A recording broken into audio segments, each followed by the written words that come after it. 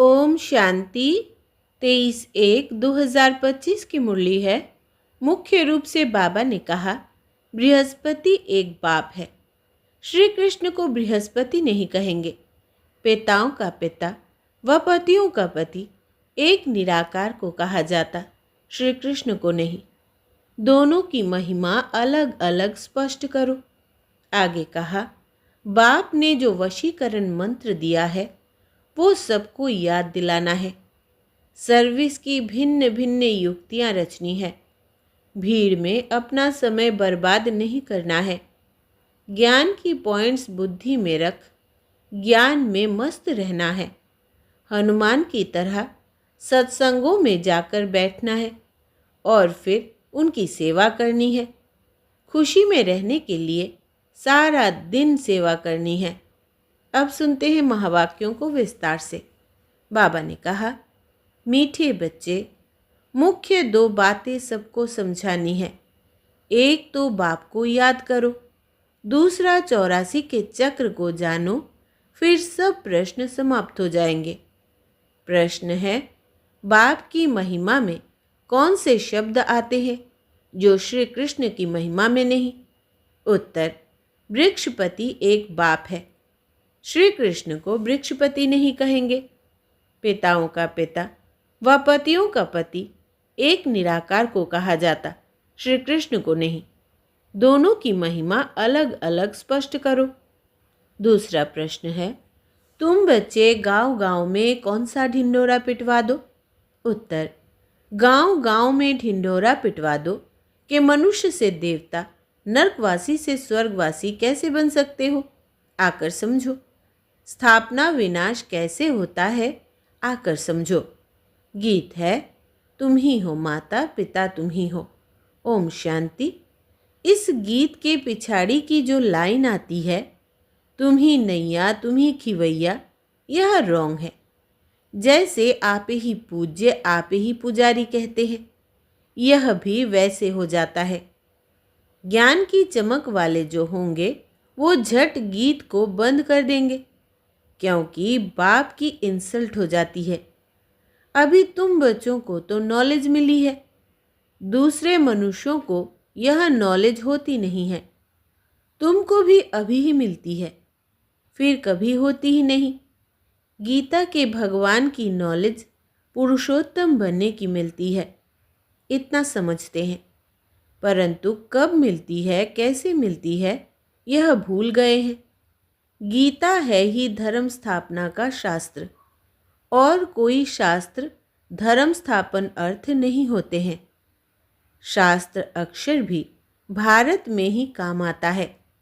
सर्वशास्त्रमयी शिरोमणि है ही गीता। बाकी वो सब धर्म तो है ही पीछे आने वाले, उनको शिरोमणि नहीं कहेंगे। बच्चे जानते हैं, वृक्षपति एक ही बाप है। वो हमारा बाप है, पति भी है तो सबका पिता भी है। उनको पतियों का पति पिताओं का पिता कहा जाता है। यह महिमा एक निराकार की गाई जाती है। श्री कृष्ण की और निराकार बाप के महिमा की भेंट की जाती है। श्री कृष्ण तो है ही नई दुनिया का प्रिंस। वो फिर पुरानी दुनिया में संगम युग पर राजयोग कैसे सिखलाएंगे? अब बच्चे समझते हैं, हमको भगवान पढ़ा रहे हैं। तुम पढ़कर यह देवी देवता बनते हो। पीछे फिर यह ज्ञान चलता नहीं, प्रायलोप हो जाता है।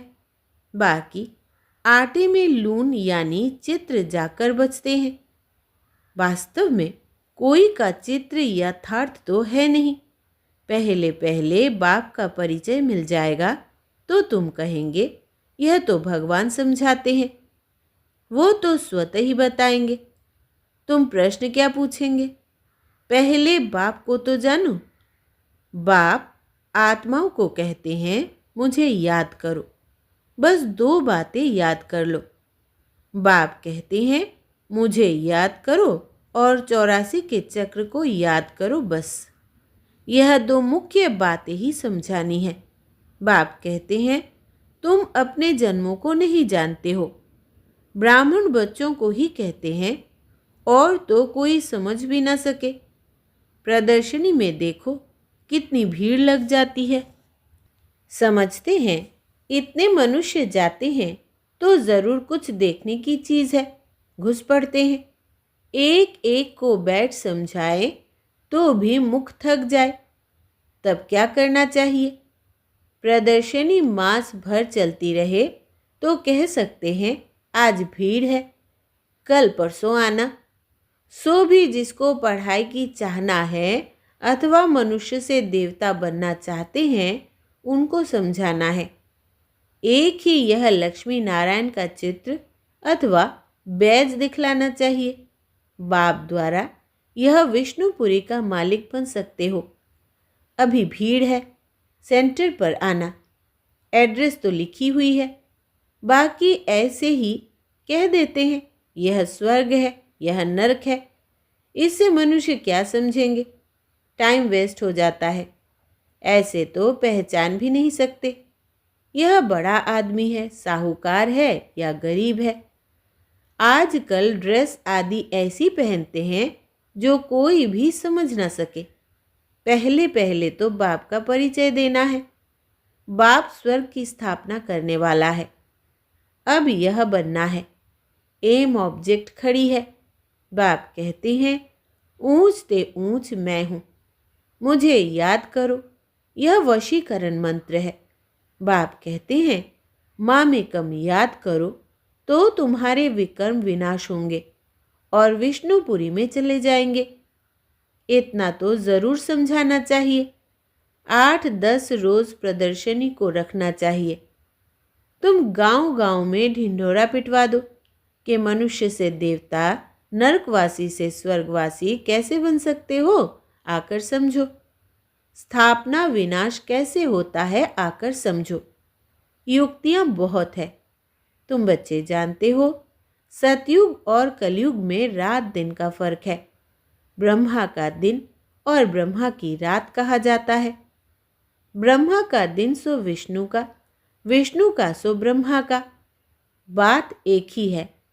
ब्रह्मा के भी 84 जन्म, विष्णु के भी 84 जन्म। सिर्फ इस लीप जन्म का फर्क पड़ जाता है। यह बातें बुद्धि में बिठानी होती है। धारणा नहीं होगी तो किसको समझा कैसे सकेंगे? यह समझाना तो बहुत सहज है। सिर्फ लक्ष्मी नारायण के चित्र के आगे ही यह पॉइंट सुनाओ। बाप द्वारा यह पद पाना है। नर का विनाश सामने खड़ा है तो लोग तो अपनी मानव मत ही सुनाएंगे। यहाँ तो है ईश्वरीय मत, जो हम आत्माओं को ईश्वर से मिली है। निराकार आत्माओं को निराकार परमात्मा की मत मिलती है। बाकी सब है मानव मत। रात दिन का फर्क है ना। सन्यासी उदासी आदि कोई भी तो दे न सके। ईश्वरीय मत एक ही बार मिलती है। जब ईश्वर आते हैं तो उनकी मत से हम यह बनते हैं। वो आते ही है देवी देवता धर्म की स्थापना करने। यह भी पॉइंट्स धारण करनी चाहिए जो समय पर काम आए। मुख्य बात थोड़े में ही समझाई तो भी काफ़ी है। एक लक्ष्मी नारायण के चित्र पर समझाना भी काफ़ी है। यह है एम ऑब्जेक्ट का चित्र। भगवान ने यह नई दुनिया रची है। भगवान ने ही पुरुषोत्तम संगम युग पर इन्हों को पढ़ाया था। इस पुरुषोत्तम युग का किसको पता नहीं है? तो बच्चों को यह सब बातें सुनकर कितना खुश होना चाहिए। सुनकर फिर सुनाने में और ही खुशी होती है। सर्विस करने वालों को ही ब्राह्मण कहेंगे। तुम्हारे कच्छ अर्थात बगल में सच्ची गीता है। ब्राह्मणों में भी नंबरवार होते हैं ना। कोई ब्राह्मण तो बहुत नामी ग्रामी होते हैं, बहुत कमाई करते हैं। कोई को तो खाने के लिए भी मुश्किल मिलेगा। कोई ब्राह्मण तो लखपति होते हैं। बड़ी खुशी से नशे से कहते हैं हम ब्राह्मण कुल के हैं। सच्चे सच्चे ब्राह्मण कुल का तो पता ही नहीं है। ब्राह्मण उत्तम माने जाते हैं, तब तो ब्राह्मणों को खिलाते हैं। देवता, क्षत्रिय व वैश्य शूद्र धर्म वालों को कभी खिलाएंगे नहीं, ब्राह्मणों को ही खिलाते हैं। इसलिए बाबा कहते हैं, तुम ब्राह्मणों को अच्छी रीति समझाओ। ब्राह्मणों का भी संगठन होता है, उसकी जांच कर चले जाना चाहिए। ब्राह्मण तो प्रजापिता ब्रह्मा की संतान होने चाहिए, हम उनकी संतान है। ब्रह्मा किसका बच्चा है वो भी समझाना चाहिए। जांच करनी चाहिए कि कहाँ कहाँ उन्हों के संगठन होते हैं। तुम बहुतों का कल्याण कर सकते हो। वानप्रस्थ स्त्रियों की भी सभाएं होती है। बाबा को कोई समाचार थोड़ी देते हैं कि हम कहाँ कहाँ गए। सारा जंगल भरा हुआ है, तुम जहाँ जाओ शिकार कर आएंगे, प्रजा बना कर आएंगे, राजा भी बना सकते हो। सर्विस तो ढेर है। शाम को 5 बजे छुट्टी मिलती है। लिस्ट में नोट कर देना चाहिए, आज यहाँ यहाँ जाना है। बाबा युक्तियाँ तो बहुत बताते हैं, बाप बच्चों से ही बात करते हैं। यह पक्का निश्चय चाहिए कि मैं आत्मा हूँ।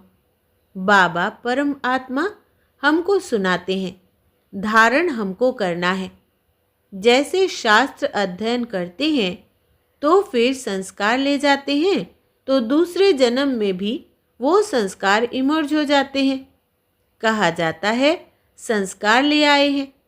जो बहुत शास्त्र पढ़ते हैं उनको ऑथोरिटी कहा जाता है। वो अपने को ऑल माइटी नहीं समझेंगे। यह खेल है जो बाप ही समझाते हैं, नई बात नहीं है। ड्रामा बना हुआ है जो समझने का है। मनुष्य यह नहीं समझते कि पुरानी दुनिया है। बाप कहते हैं मैं आ गया हूँ। महाभारत लड़ाई सामने खड़ी है। मनुष्य अज्ञान अंधेरे में सोए पड़े हैं। अज्ञान भक्ति को कहा जाता है। ज्ञान का सागर तो बाप ही है। जो बहुत भक्ति करते हैं वो भक्ति के सागर है। भक्त माला भी है ना, भक्त माला के भी नाम इकट्ठे करने चाहिए। भक्त माला द्वापर से कलयुग तक ही होगी। बच्चों को बहुत खुशी रहनी चाहिए। बहुत खुशी उनको होगी जो सारा दिन सर्विस करते रहेंगे। बाबा ने समझाया है माला तो बहुत लंबी होती है, हजारों की संख्या में, जिसको कोई कहाँ से खींचते हैं। कुछ तो होगा ना जो इतनी बड़ी माला बनाई है। मुख से राम राम कहते रहते हैं। यह भी पूछना पड़े किसको राम राम कह याद करते हो। तुम कहाँ भी सत्संग आदि में जाकर मिक्स हो बैठ सकते हो। हनुमान का मिसाल है ना, जहाँ सत्संग होता था वहाँ जूतियों में जाकर बैठता था। तुमको भी चांस लेना चाहिए। तुम बहुत सर्विस कर सकते हो। सर्विस में सफलता तब होगी जब ज्ञान की पॉइंट्स बुद्धि में होंगी, ज्ञान में मस्त होंगे। सर्विस की अनेक युक्तियाँ हैं। रामायण भागवत आदि की भी बहुत बातें हैं जिस पर तुम दृष्टि दे सकते हो। सिर्फ अंधश्रद्धा से बैठ सत्संग थोड़ी करना है। बोलो हम तो आपका कल्याण करना चाहते हैं। वो भक्ति बिल्कुल अलग है, यह ज्ञान अलग है। ज्ञान एक ज्ञानेश्वर बाप ही देते हैं। सर्विस तो बहुत है। सिर्फ यह बताओ कि ऊंच ते ऊंच कौन है।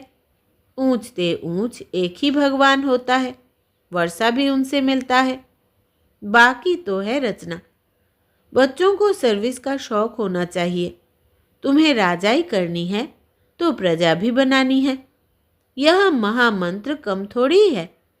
बाप को याद करो तो अंतमति सोगति हो जाएगी। अच्छा, मीठे मीठे सिकिलदे बच्चों प्रति माता पिता बाप दादा का याद प्यार और गुड मॉर्निंग। रूहानी बाप की रूहानी बच्चों को नमस्ते। हम रूहानी बच्चों के रूहानी बाप दादा को याद प्यार, गुड मॉर्निंग और नमस्ते बाबा नमस्ते। धारणा के लिए मुख्य सार। पहला, बाप ने जो वशीकरण मंत्र दिया है वो सबको याद दिलाना है। सर्विस की भिन्न भिन्न युक्तियाँ रचनी है। भीड़ में अपना समय बर्बाद नहीं करना है।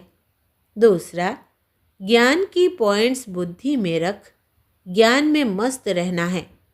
हनुमान की तरह सत्संगों में जाकर बैठना है और फिर उनकी सेवा करनी है।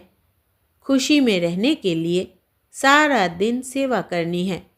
वरदान है आज का, मैं और मेरेपन को बलि चढ़ाने वाले संपूर्ण महाबली भव। हद के कोई भी व्यक्ति या वैभव से लगाव, यही मेरापन है। इस मेरेपन को और मैं करता हूँ, मैंने किया, इस मैंपन को संपूर्ण समर्पण करने वाले अर्थात बलि चढ़ने वाले ही महाबली है। जब हद का मैंपन समर्पित हो तब संपूर्ण व बाप समान बनेंगे। मैं कर रहा हूँ नहीं, बाबा करा रहा है, बाबा चला रहा है।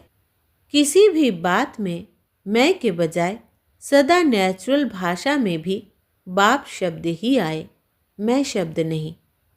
स्लोगन है, संकल्पों में ऐसी दृढ़ता धारण करो जिससे सोचना और करना समान हो जाए। संकल्पों में ऐसी दृढ़ता धारण करो जिससे सोचना और करना समान हो जाए।